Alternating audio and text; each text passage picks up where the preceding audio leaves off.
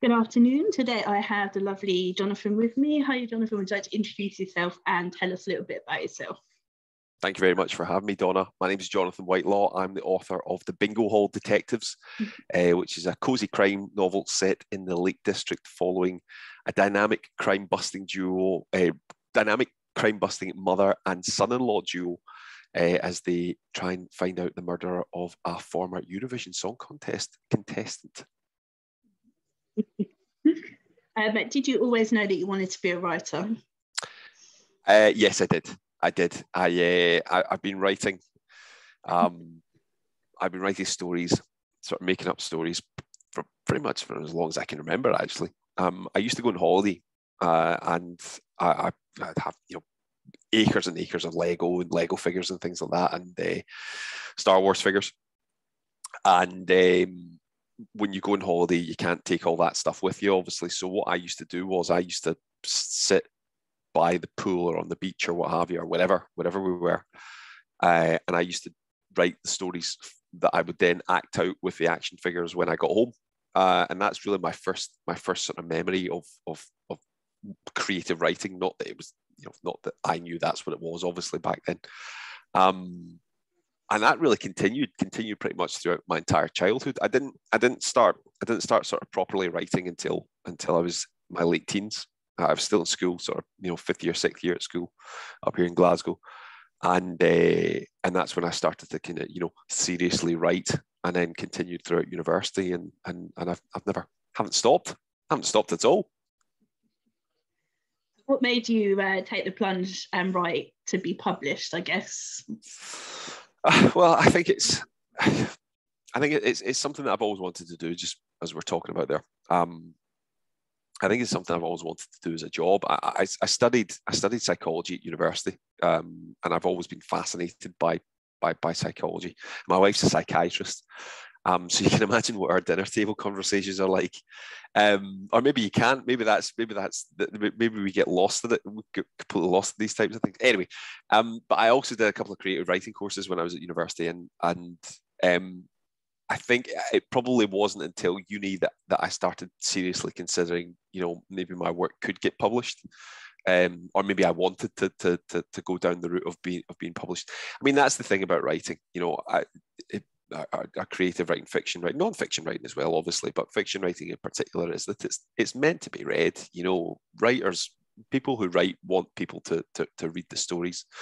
The old adage for writers is that, you write books that you want to read. And being a massive reader, obviously, again, from as far back as I can recall, always having a book in my hand or what have you. You want to write a novel that you want to read, and that's really never left me. And I think having that impetus to get published and to see the book out there and to let people read if they want to, obviously, never really goes. That's never really left me right enough. But I always find it interesting. It's a good question. I always find it interesting when you speak to other writers why did you want to get published? And some are will come up with a lot more creative and artsy answers than I've just come up with, and some don't. Some just say they want to get paid. I'm somewhere in the middle. It's nice to get paid for something that you enjoy doing, obviously, but also, I just want to. I love a good story myself. I love to sit down and read a good story, or be told a good story, or watch a good story. And the way you get on with that is to have, as a writer, is to get published. So it just went hand in hand, really. I love hearing how writers got to write in, because I'm always surprised by how many people, I'm going to say mostly men, that have started writing books as a result of a dare. Oh, right, okay. Surprised. Honestly, if wives or family dare guys to write, then they'll write a whole book and get it published. It's mad. You guys are weird. I know. Nobody's ever dared me. No, nobody's ever dared. I think people have probably tried to dare me to shut up, which would maybe be a lot more effective. They've still not won that. They've still not won that bet, unfortunately. But Yeah, I no, nobody's ever dared me to write a novel. Maybe I'm too intimidating. Maybe that's it. Maybe it's the pointy beard. Yeah, I mean, it does make me laugh, and yeah, you guys will do anything to win a bear there, or Absolutely, just win. absolutely. Yeah, Winning, even if winning. it's writing a whole book. Yeah, absolutely. Yeah, it reminds me of the for any American football NFL fans. There's the now Las Vegas Raiders. Their slogan is "Just win, baby," which was the phrase that their rather charismatic owner used in the '60s. And if that doesn't sum up mankind, then I'm not quite sure we'll ever quite crack it. Yeah, I love it. It's great. So, if you were to choose one of your characters to take out for a meal, who would you choose and what would you ask them? Blimey. Oh, bloody hell. That's a toughie. That's a hard question, because I get the impression that if you ask one of them, then the rest of them will be really, really offended and not want to talk to me anymore. Which, again, psychologist, wife's a psychiatrist. Maybe that's something that we should talk over. That's a really hard one. If we're going out for a meal, I think I'd probably go. Well, right, okay. So I've got two immediate candidates. The two immediate candidates that spring to mind are the two lead characters from a new novel, Jason and his mother-in-law, Amita. Jason is a former journalist, and when we meet him, he's an out-of-work journalist because the local paper that he worked at is closed down, as is happening around the world. In fact, it's not just here in the UK, but it's all over the world that local journalism has been cut back. To the detriment of obviously a lot of people who are losing their livelihoods, but also to local news. So if we did that, then at least we would have we would be able to talk about journalism and swap war stories and all kinds of other all the other horrible things that journalists tend to do when we get together in social occasions. The other is Amita, his mother-in-law. She's 70 years old, a retiree, but very, very active within the community. The aforementioned bingo hall club, Penrith Bingo Club, the WI, anything. She's the best connected 70-year-old you're ever likely to come across. A lot better connected than Jason is, and he's a journalist, and it's kind of his job. That was a bit of a laugh that we had in the process of the writing. I think if I went for dinner with Amita, she'd probably tell me to comb my hair, and I should have worn a tie, and sit up straight and all the rest of it, and actually probably make me a lot better and a lot more functional a member of society, which can only be a good thing. So let's go for that. It would be a one-way conversation, though. That's the thing about Amita, is that her nickname in the book is the Sheriff of Penrith, and it's her patch. Things are done on her terms. It would be a one-way conversation, and I think I'd probably come away from the evening. It would be for my benefit, but I would feel that I'd been put through the ringer, and I would have a lot better posture and a lot better table manners, and probably be smarter for the evening. So let's go for that. How many times do you get to go for dinner and come away from the evening with better posture, a lot smarter, and be told how bad your manners are? Doesn't sound like my kind of evening, actually, but absolutely. Absolutely, no. Do you hide any secret jokes or messages or Easter eggs in your books? Oh, you can't say, can you? You're not allowed to say unless someone spots it. I love an Easter egg. I love an Easter egg in anything and everything. I love talking about Star Wars and stuff like that. Obviously, Star Wars films and games and books and stuff like that are loaded with Easter eggs that are references to other Star Wars things and beyond. I try to add the odd thing in. I'm always looking to put one in. Sometimes it works, sometimes it doesn't work. The thing about an Easter egg, for it to work really, really well, it can't feel shoehorned in. It can't be custard pie in the face obvious, because otherwise it's not an Easter egg. Then it's as the writer, you want to always feel that you've done it naturally, organically. And if someone comes across it, for me, the trick with doing an Easter egg in my books would be that if someone gets it, fantastic. If someone doesn't see it, then that's okay. you shouldn't be hoping that people find the Easter egg. If they find it, that means that you've done the job correctly. But if they haven't found it, then all the better. And it means that you have to be very, very careful, because, like I said, you don't want to completely telegraph it and say, here it is on page 247, line 7, 14th word. That's not a neon sign, by the way, to any Easter eggs in the Bingo Hall Detectives, because I can't think off the top of my head if whereabouts any Easter eggs are, which is probably a good thing, because if I can't remember where they are, then I'm never going to accidentally give it away. But I definitely think if it's done correctly, if it's done really, really well, that's the reward, isn't it? It's the reward for a reader, or a viewer, watching movies or playing video games or what have you. That when you get it, you go, that's that thing. You don't want to be going, oh, that's that thing, and they clearly thought they'd be really, really clever and add it in, but I worked it out really, really easily. So it's really hard. It's actually really, really tough to do. There are some brilliant authors who do it really, really, really well. Ben Aranovich springs to mind. All of his books have got references to other little things. I mentioned at the launch for the Bingo Hall Detectives that my wife and I have started watching the Gilmore Girls again. So it was something that I had watched before, and I'm hooked. I'm completely hooked. So we're about 4 series in at time of recording. And there's loads and loads of little references to things. We were watching an episode last night, and it was someone mentioned that "Stairway to Heaven" by Led Zeppelin is on Led Zeppelin 3, not 2. And I said to Anne-Marie, but it's not on either of those. It's on Led Zeppelin 4. And then literally the next line of dialogue was, "Oh yeah, that's incorrect. It's actually on Led Zeppelin 4." And just little things like that. It was like I preempted that. So it's nobody wants a custard pie in the face Easter egg.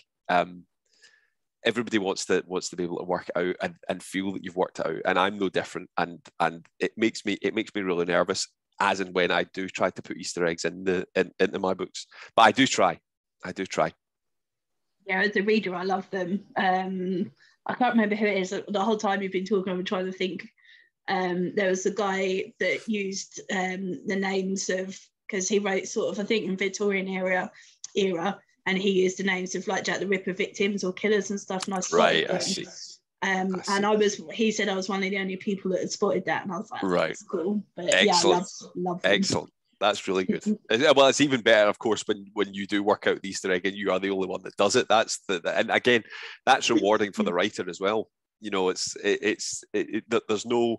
shouldn't be any competition to keep something like that hidden, because you want an Easter egg to be found, and then actually, arguably, the less people that find it, the better it is. Yeah. More special it is.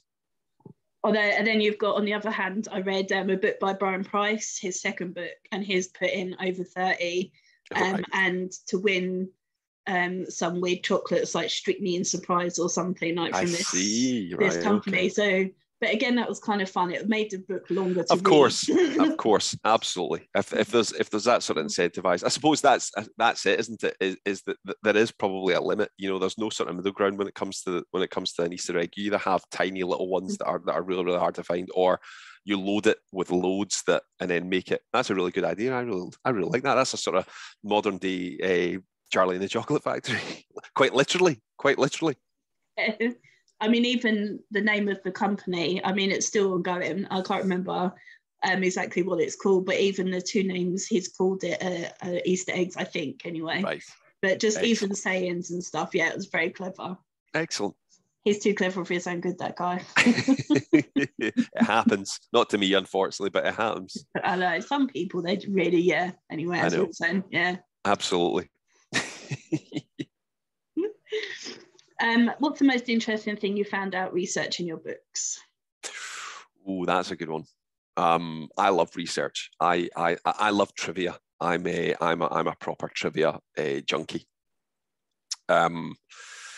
And that's a great thing about research, is that it's just an opportunity to brush up on your trivia. Before my son was born, like a lot of my wife's friends all got pregnant around about the same time. And before the first of the next generation were born, we used to do a Monday night quiz in Glasgow, and it was really, really tough. It was a pub called the Sparkle Horse every Monday night. And I would highly recommend it. It's back now after lockdown, and it's really, really hard, and it's notoriously hard. But we used to go every Monday night, and it was great fun, absolutely fantastic fun. And the questions there used to be really, really, really tough. And it got to the stage where it started out as a bit of a lark. There'd be sort of 4 of us or 6 of us would go and we'd have a drink and enjoy each other's company and also play the quiz. Got to the stage where we were all doing research before every Monday night to make sure that we were going to be in the hunt for the title. We never ever won it. I think the best we came was 3rd, but there was quite a lot of regular teams and stuff like that. And actually, funnily enough, another writer friend who I didn't realise at the time, a chap called Neil Williamson. He's a fantastic science fiction and fantasy writer. I didn't realise he was in one of the teams at the time, and it wasn't until like maybe 2/3 of the 2/3 of the year that we'd been playing it that I saw him up at the bar and said, "Neil, what are you doing here?" And he's like, "Oh yeah, by the way, I'm part of that other team that's been kicking your arse for the last for the last 2/3 of the year." But in terms of research, in terms of what I found out at research, the most recent book, The Bingo Hall Detectives, as I mentioned earlier on, the victim was a Eurovision Song Contest singer way back in the 60s. Now, I've been doing a couple of events, doing a couple of talks and things like that as a result of the book coming out, and I've mentioned that I am not a Eurovision fan, and that normally it's normally a kiss of death actually to most, if not all, audiences, because I've been, rotten fruit has been thrown at me in real life because I've said this. I've been completely excommunicated from the rest of society, really. I appear to be in the minority when it comes to saying that I don't like the Eurovision Song Contest. I always add the caveat that there's good reasoning for this, because it was always, growing up in the 1990s, it was always on obviously on a Saturday night, and it meant that the one time a year that it was on, Noel's House Party wasn't on, and I used to love Noel's House Party, and it didn't matter that I'd watched it for weeks up until that point. I would then watch it again weeks after that point. The week that the Eurovision was on, that was it. Completely. I was tainted forever. Anyway, maybe this is a subconscious me trying to make amends for loathing the Eurovision Song Contest for all these decades. That's why it's been included very fondly been included in my new book. But part of the research involved, one thing that I agreed with my publishers was that we needed a song title for a fictional song title for what the fictional singer sang in the late 60s, and that meant me going through decades, hundreds of competition entries, and entries that didn't make it to the final stage to try and come up with something that sounded genuinely like it would have been sung in 1968 at the Eurovision Song Contest by Great Britain. And I'm quietly pleased. I'm quietly pleased with what we settled on, what we finished, because I think it's spot on. I'm not going to spoil it by giving it away. But I'm quietly pleased that we got there. It was worth it. It was completely worth it. And what I will say, for the record, the Eurovision Song Contest in 2022, because it's next month, isn't it? It's May. It's every May. It's a lot better than it was when I watched it in the 90s. It was all wobbly sets and kind of dodgy phone taps from wherever. Now it's like a proper slick production that's actually a very, very spectacular show. And the thing is, I never miss it. I mean, as much as I don't like it, I never miss it. I couldn't. I think there was a year, a couple of years ago, again pre-pandemic, that we were at a wedding that Saturday, and I missed it, and like I felt like I felt naked because I hadn't seen it that year, and it took me months. I was like, why am I feeling so odd? Oh, that's right, I missed the Eurovision. So it's like, yeah, it's a love-hate relationship. It's a hate-love-hate relationship, I think, is what it hate-love-hate-love relationship. That's what it is. There we go. There's a tongue twister. I know, it is a weird thing, isn't it? I mean, it's so everyone sticks together and we never get any points. And yeah, absolutely. Absolutely. One of my favorite bits I always prefer when the totals come in, when they cut to whatever, and I love that because it goes on. I mean, it goes on for days. This competition feels like it goes on for days, and I love that because there are huge parts of Eastern Europe that the sun's starting to rise by the time they get round to them to say, right, well, what are your points? And it's like, again, you know, this has been going on so long that it's dawn in certain parts. But yeah, it's good. It's good fun. It's good fun. Yeah, bless it. Bless it. Yeah, exactly. God help us. Even though you write cozy crime, you still have to kill your characters. But if you were to be a fictional killer, how would you kill your victims? Oh, blimey. See, this is the thing about writing cozy crime, is that, you know, I was asked a couple of weeks ago, you know, it's still crime at the end of the day. You know, what can crime ever be cozy? And I suppose the answer is no, it's not. The thing about writing cozy crime is that you just don't have to go into horrid details and they go. You never see the figurative knife go in. You know, as they say. Because I'm actually quite squeamish. I'm quite a squeamish person. This is going to sound, again, you know, my wife's a doctor and you know, she's got no problem with blood and all that carry on that you see on these fantastic TV shows, 24 Hours in A&E and all that. But I've got a very, very weak stomach when it comes to this stuff. Maybe that's why I write cozy crime. Maybe that's it. Maybe I just don't have the grits to get through all the kind of blood and gore. I think though, to that end, I think I'd probably be a poisoner. I don't think I like the idea of shooting someone or stabbing someone. I think that's too close. I don't want to get too close. Maybe you know, some horrid powder in their, you know, tea or in their dinner or over the course of, you know, many years doing something like that.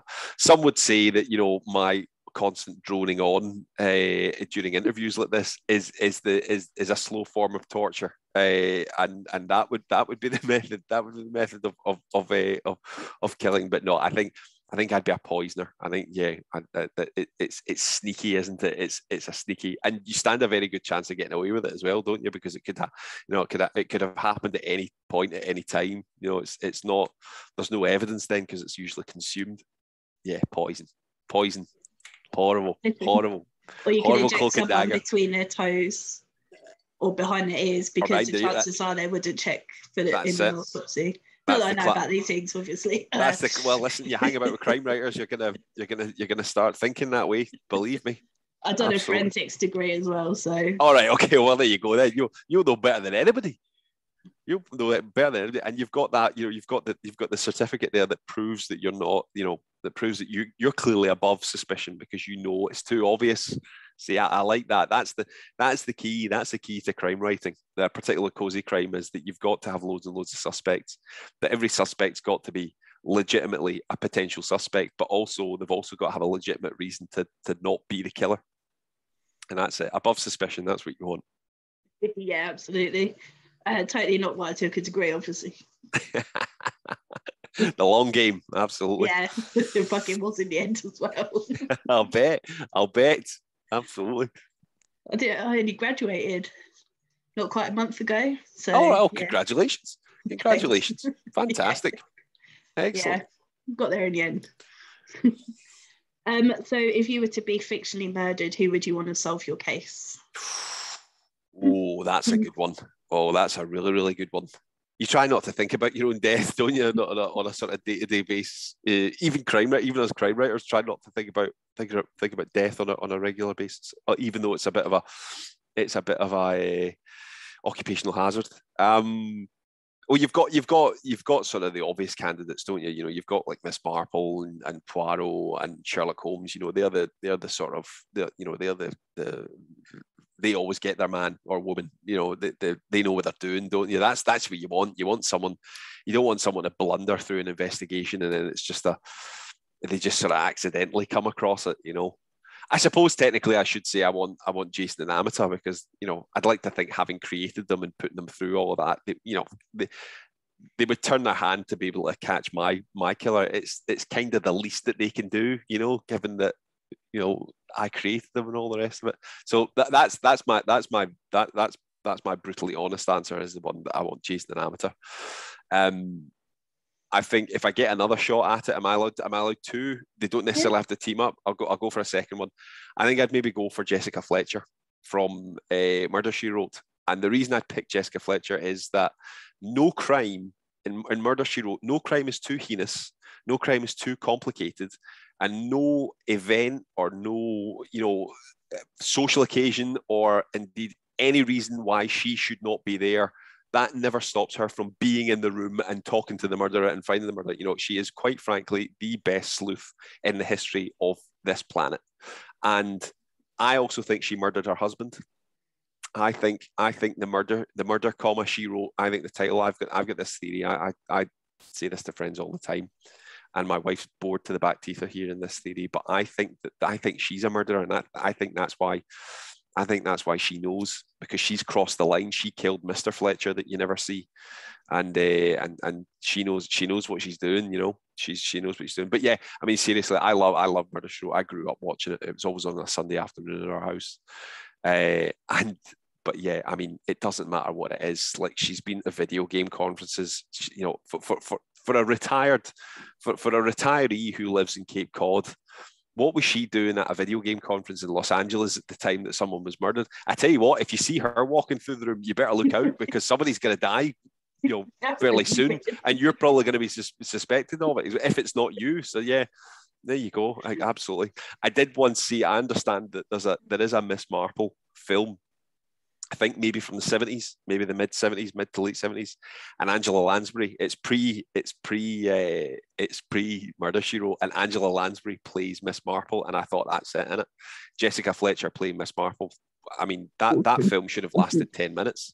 That should have been a 10-minute film. That crime was solved as soon as as soon as she was cast. That was it. Bang, done and dusted. Next one, please. What's next? Next in the list. Oh yeah, brilliant. Yeah, you can't beat Murder, She Wrote. You can. I think it's my favorite. I think it's my favorite of all. Those brilliant TV detectives. I think Quincy, Columbo. I like the Rockford Files. I always enjoyed the Rockford Files, because all these shows were repeated ad nauseum in the 90s on BBC, and then Channel 5 started picking them up. And they're still on now. I mean, you can put them on. They'll be on some channel at some point just now. It's great. It's wonderful. Really, really good stuff. Yeah. Oh yeah. We were a Columbo household, I think. Excellent. And that is still on. I've seen it in passing. I tend to watch Diagnosis Murder now. Oh, that's a classic as well. The Van Dyke boys solving it. Barry, isn't it? Barry Van Dyke. That's his son, Barry. Yeah, that's right. Yeah. It's I spoke to a writer friend of mine who shall remain anonymous to protect the guilty, but they'd never seen Columbo. They'd never seen it, never seen Columbo, and they didn't. The thing was, they didn't know. They didn't know the shtick behind it. Of course, with Columbo, you see the murder happen, and then it's all about the investigation. That's the mystery. And they'd been talking about toying with an idea, and it sounded, very Columbo-esque. And I said, a bit like Columbo, but not in a bad way, far from it. Not about, like, because I actually think there should be more of that type of in crime fiction, that type of investigation, where the reader knows right at the start who the murderer is, and it's all about being able to work out untangle the lies and get round the sort of the perfect crime, because that's what it was. That was always the enduring appeal of Columbo, was that it was great to see people put under pressure and constantly trying to get dig themselves even further and further into the hole. And that was the thing, I had to explain what Columbo was, and that way where it's just been such a massive part of everybody's lives for the last 40, 50 years. How do you sum up Columbo? How do you tell someone who's never seen Columbo? First of all, how have they never seen Columbo? But secondly, how do you sum up something that's 50 years of a cultural pillar?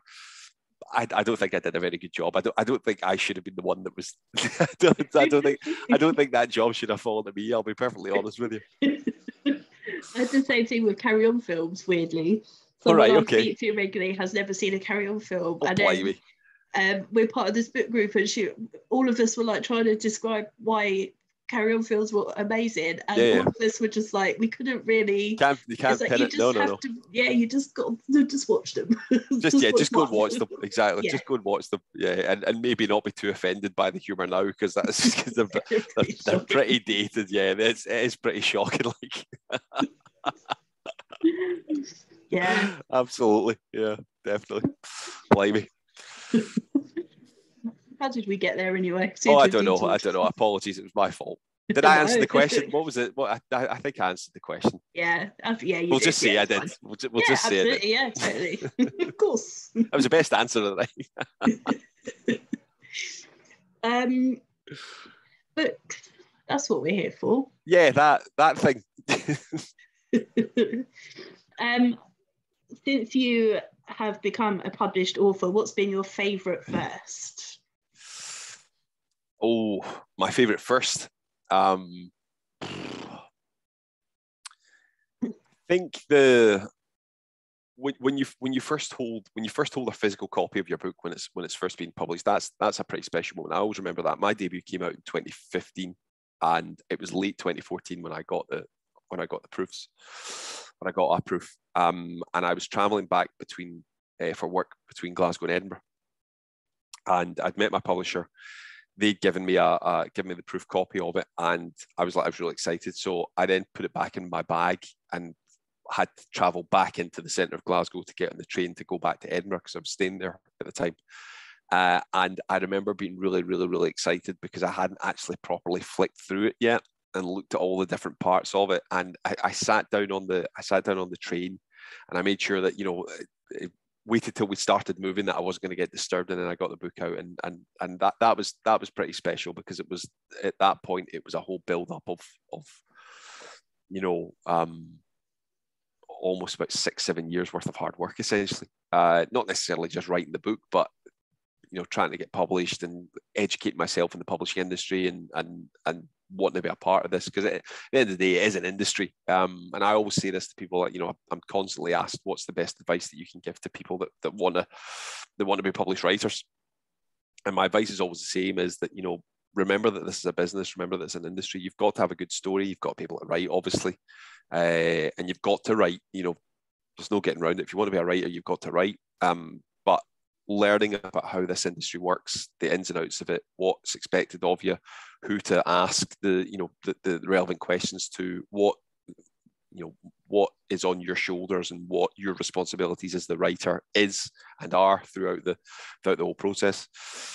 And it just felt really, really nice. It was a lovely feeling, because it was an accumulation of all of that, of that whole build up to that one moment. I think probably my favorite first, though, as nice as that was, I think my favorite first was maybe the first time that I got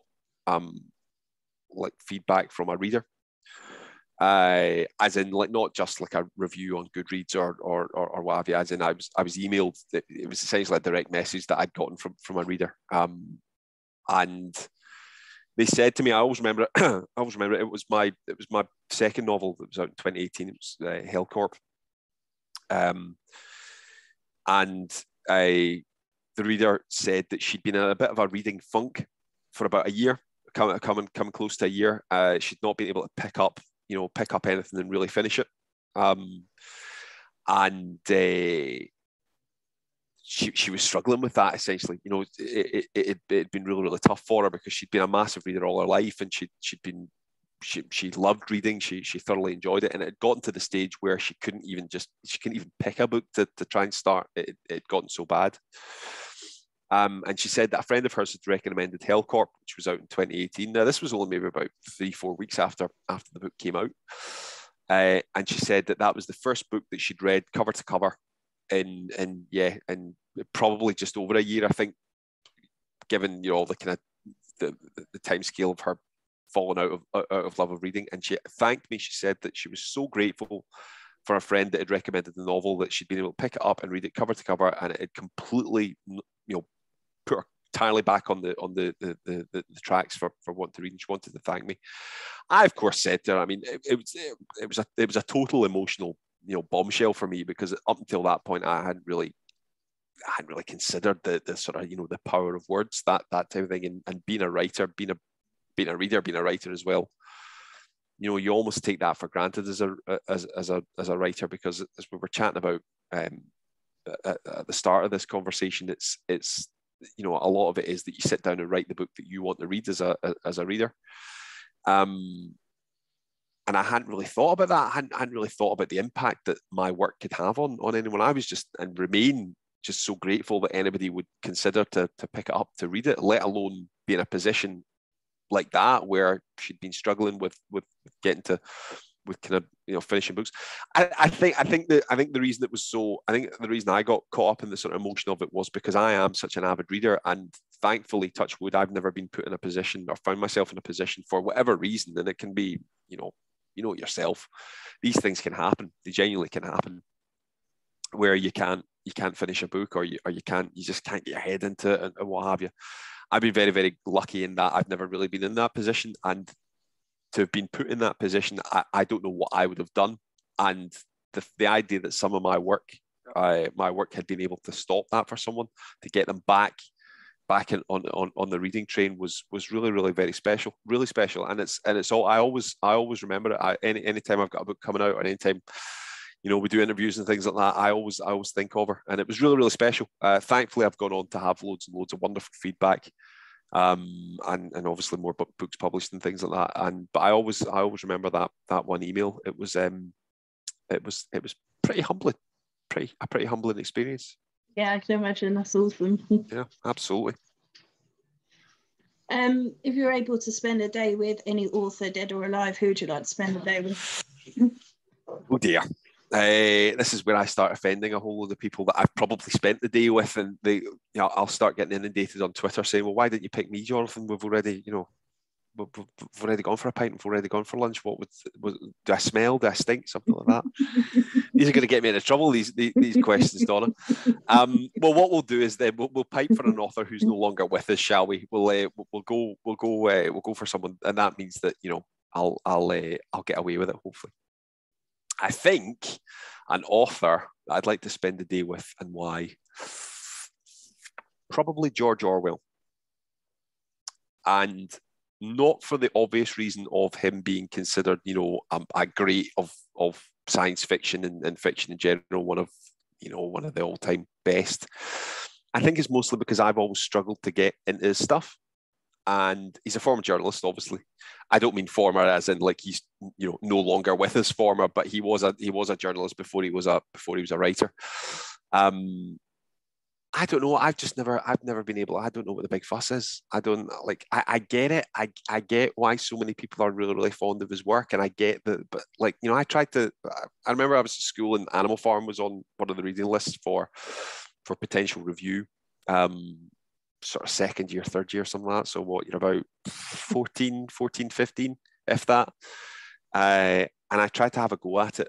And I just couldn't get it. I just, like, you know, I almost acknowledged that I was a bit too young for it at the time. Like, I got what it was trying to say, and I did.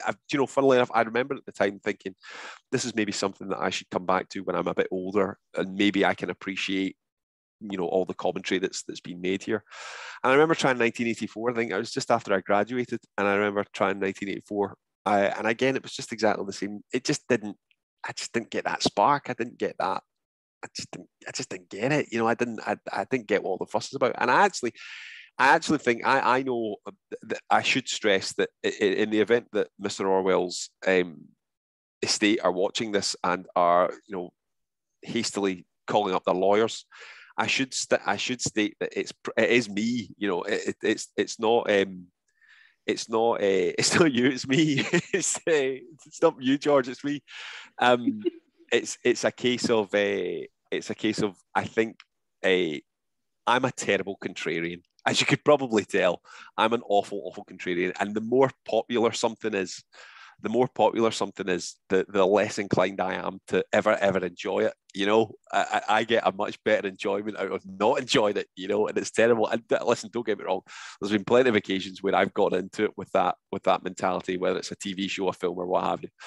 and I've completely flip-flopped on my philosophy, quite rightly too. Some things are just great, you know, and that's it. It's something more importantly, some things are just popular, and that's cool. But I've always been a bit like that with George Orwell. There's a couple of writers that I'm a bit like that actually. George Orwell's one of them. Ernest Hemingway's another one, and Philip K. Dick. And Lord help me, I have tried so hard to enjoy their work because I know how fondly all these writers are thought of, and I get it. I do get why they're so popular. I just can't enjoy it. I just don't get any entertainment out of it. So I would put this to Mr. Orwell as we were. I'd maybe wait until we were sort of 2-3 courses in, assuming that we make it that far. I imagine he'd probably see through me like, well, for want of a better expression, grandma's underpants. I think he'd see through me straight away. If we get to the steak dish and we've had a nice, appetizer, a couple of drinks, I would maybe put that to him. I would go, so George, how come I don't like you? And then I'd be wearing my steak after that. So, and quite rightly too. And then probably. Absolutely that. Absolutely. Yeah, there we go. There's another estate that I won't be getting asked to collaborate with in the near future. James Bond. I love James Bond. Again, if anybody from Ian Fleming's estate is watching, I love James Bond. I'm more than happy to write a Bond novel for you. That's fine. Just don't ask me to do 1984 too. Would that be 1985? Yeah, or is that how it works? Is that who knows? Well, I've not read it, so don't ask me. I've just explained why I've not read it as well. So there you go. I've read it, and I mean, it was all right, but I've read better books. Absolutely. That's it. Philip K. Dickson. Just as I mentioned there, Philip K. Dick. I cannot find fault in the ideas behind Philip K. Dick. It's just the execution for me. And interestingly, I've spoken to a lot of people who agree with me, and I'm not just saying that because I'm feeling constantly marginalized. I've spoken to a lot of people who find, particularly The Man in the High Castle, for example, it's badly written, but the idea behind it, the concepts behind it, the ideas that have been discussed in it and raised in the conversations and all the rest, it's exactly the same as 1984.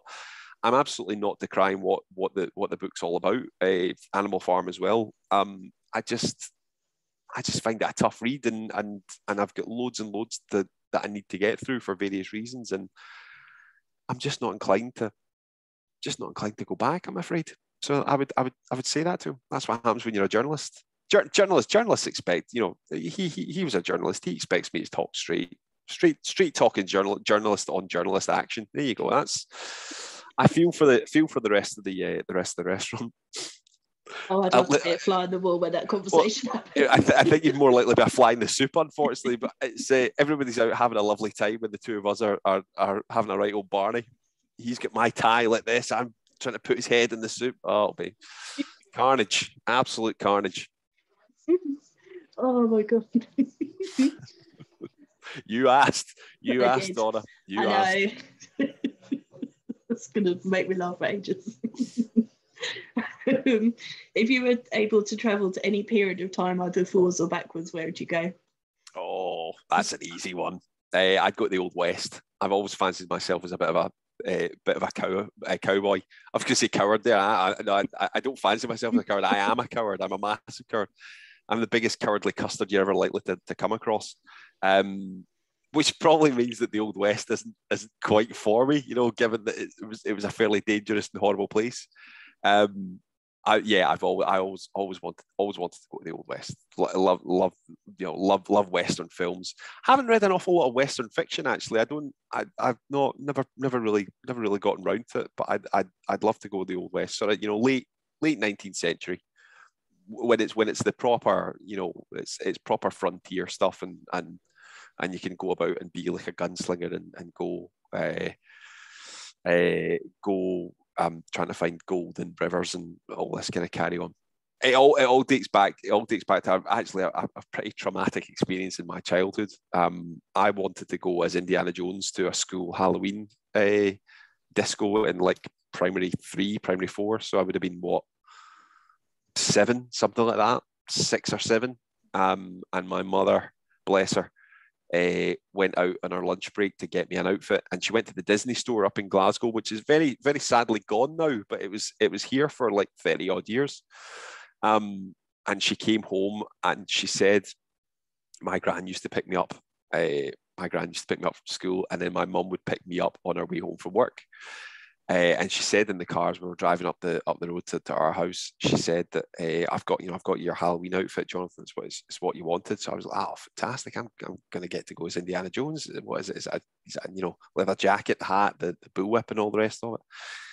And we get into the house, and she brings out the Disney bag, and I was like, don't. Is that how it works? Anyway, continue to buy into it. She opens up the Disney bag and brings out this cowboy outfit, which again was fine. Now this predates sort of Toy Story, so it's not Woody. It's it's nothing like that. This is about 92, 93 maybe. It was a waistcoat that was kind of plasticky, and a pair of trousers with chaps already sewn into them with Mickey Mouse dressed as a better cowboy than this outfit, I should point out, with the lasso and all the rest of it. But the defining part of it for me was it was a white plasticky vest, bright red trousers with the chaps sewn in, but they had little yellow frills, so that whenever I moved, they were slightly behind that sort of inertia. So from a distance, I looked like I looked like I was, what were those reels that you used to get, that you spin the top and you can see the horse galloping. It looked like I was a second behind myself from a far distance, and a white Stetson, which had the frills rather, frills for thrills. It was the single worst Halloween costume. I'm yet to see in the subsequent 30 odd years. I am yet to see a worse Halloween costume than that, and I had to go to this school disco. In fairness, nobody really. I wasn't ribbed for it and like that. I'd given myself the business. I mean, I think everybody just pitied me for rocking up in that outfit. Funnily enough, I've tried to find it on the internet, all these years later, and I can't find it anywhere. And I think people don't. I've told this story to friends and family and all the rest of it. My mother denies it. My mother denies that this happened, and that means it definitely happened. Do you know what I mean? That was the defining moment. The closest I've come to finding something that's kind of similar to it is I don't know how familiar you are with the third Back to the Future movie, which is set in the Old West. There's the bit where Marty goes back from the 50s back to 1885. And he comes out of the dock, has set up the space to drive the DeLorean to 88 miles an hour and all the rest of it. And it's at this outdoor cinema, and it's themed cowboys and Indians. And Marty comes out, the wonderful Michael J. Fox comes out, and he's wearing a very, very similar style outfit that's got the frills and stuff like that. So it was clearly a thing at some point. And I can't find it on the internet. I genuinely can't find this outfit. I've searched for it for years now, and I cannot find it anywhere. So hopefully, if someone's watching this and they know this outfit that I'm talking about, they can point me in the direction, and it's concrete evidence that I can take to my mother and say, Exhibit A, you made me go as a Mickey Mouse cowboy to a Halloween disco in the early 90s, and I have never recovered from it, to the point where we get fast forward to 2022 and I'm being asked, what year would you like to go back to? And I'm saying the Old West, just to try and erase that memory completely. So let's hope time travel gets invented fairly soon.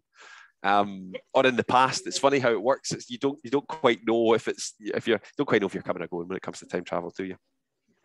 Yeah, I'll just stay where I am. I think it's safe. Yes, quite. Absolutely. Chaos as it is. Absolutely. Who is your first celebrity crush? Oh, blimey. I can't think. My first celebrity crush. I don't know. Harrison Ford, maybe. He's a pretty handsome man. He's still handsome. Indiana Jones. I wanted to go as Indiana Jones to Halloween. Han Solo as well.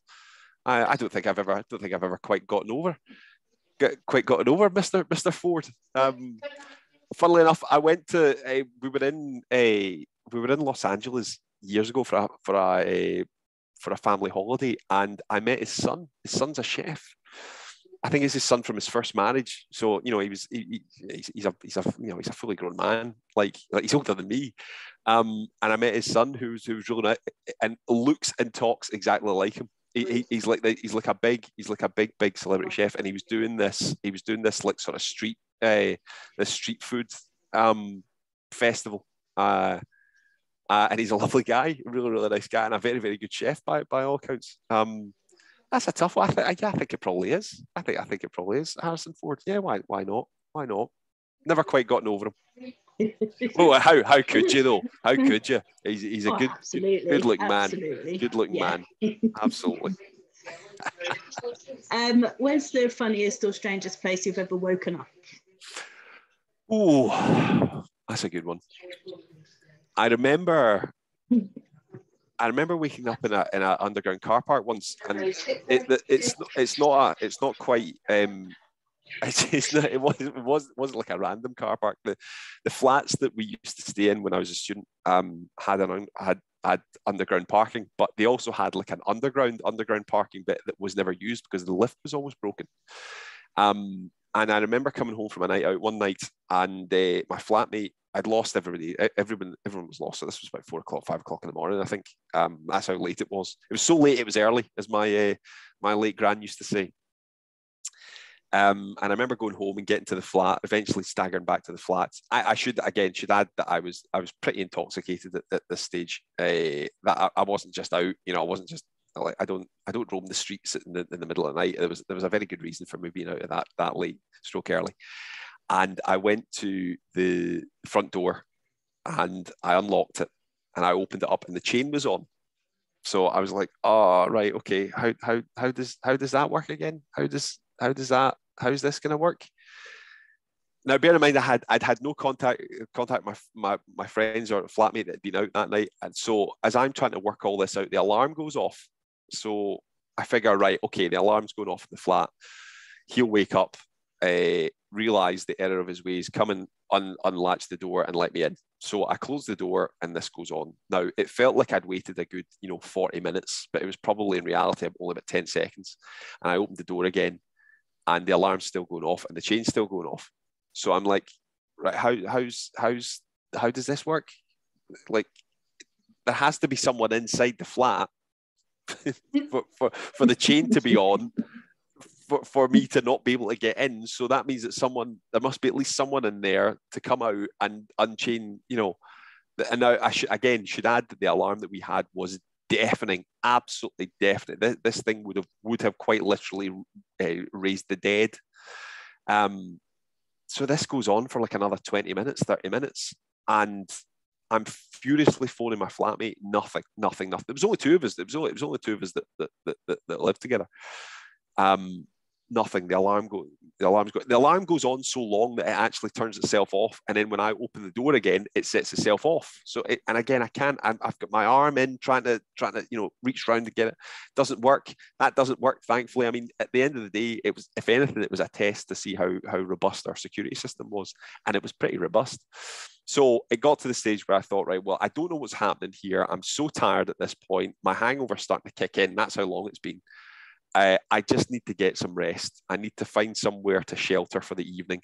So I thought, right, well, I'll go downstairs to the car park, but then the underground car park was exposed to the it had like great, grilled windows that were, again, I think this might have been the dead of winter as well. But I remember that there was the underground, and that was all completely sealed off because that was below street level. So I went down there and I took my coat off and I hunkered down in the little alcove round from the lifts. And I fell asleep and I woke up about, I think, 2.5 hours later. At this point, it's 9 o'clock in the morning. People are getting up and going to their work and all the rest of it. And I went back upstairs and I opened the door and it was still locked. But this time my flatmate emerged. And he had the cheek to go, "Where have you been?" I said, "Where have I been? I've had to doss down. I've had to sleep rough, pretty much, kinda, not quite. Well, what have you been doing?" He said he didn't hear the alarm. He said he was so out of it that he didn't hear the alarm. He didn't see my phone. He didn't hear my phone calls. He didn't. And I mean, the thing was, if he wasn't, I've known my flatmate. He's my best friend. I've known him since we were 5 years old. If it had been anyone else, I would have strangled him where he stood, or indeed poisoned him, as we've discussed. but I know what he's like when he's had a drink in him, and I could very, very, very easily believe that he genuinely didn't hear the alarm, which is incredible and kind of scary, kind of dangerous. You know, I'd always hoped that if our smoke alarm had gone off, he would hear it, because I'm quite a deep sleeper. No chance. No chance. So there you go. That was a very, very long-winded roundabout way of saying the strangest stroke funniest place I've ever slept is an underground car park.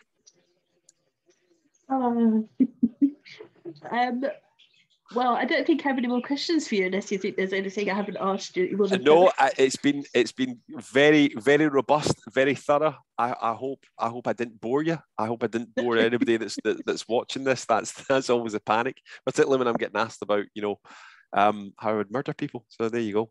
Bore them into tears is probably the best answer. Not at all. Do you want to show your book off and tell everyone where they can get certainly. It from? Hold on, I've got a copy here. Where are we? I've got one on my shelf. There you go. It's the Bingo Hall Detectives. It's available now, and you can get it from Amazon, Waterstones, a load of independent booksellers are selling it. It's also available in Tesco and Sainsbury's, which I'm delighted about. And it's from Harper North, the wonderful people at Harper North, who I cannot thank enough for all of their support and energy and just general wonderfulness behind it. They've been so supportive. And it seems to be going well. Everybody seems to be enjoying it who's read it already, which is long may that continue. It was an absolute delight to write. And I hope everybody enjoys it. Thank you for having me. You're very welcome. And where can people find you if they would like to? If they'd like to get in touch? If anybody wants to be bored to tears electronically, they can get me on Twitter. I'm at JD Whitelaw13. That's the number 13. And I'm also on, it's the same for Instagram, at JD Whitelaw13. And I'm also on Facebook. You can get my author page, which I think is Jonathan Whitelaw Author. So facebook.com/Jonathan Whitelaw Author. Thank you very much. Pleasure. Absolute pleasure. Thank you for having me.